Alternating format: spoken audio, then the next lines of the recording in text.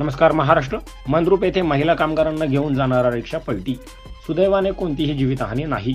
दक्षिण सोलापूर तालुक्यातील मंद्रुप बसवनगर येथील गिरिराज पेट्रोल पंपासमोर घोडातांडाहून तेलगावकडे महिला कामगारांना घेऊन जाणारा रिक्षा पलटी होऊन झालेल्या अपघातात 5 महिला किरकोळ जखमी झाल्या आहेत. ही घटना बुधवारी सकाळी 10 वाजेच्या सुमारास घडली आहे. किरकोळ जखमींवर मंद्रुपच्या ग्रामीण रुग्णालयात उपचार सुरू आहेत. या घटनेची माहिती मिळताच मंद्रुप पोलिसांनी घटनास्थळी दाखल झाले. स्थानिक नागरिकांनी व पोलिसांनी किरकोळ जखमींना रुग्णालयात उपचारासाठी दाखल केले आहे. Bureau report N Marathi news.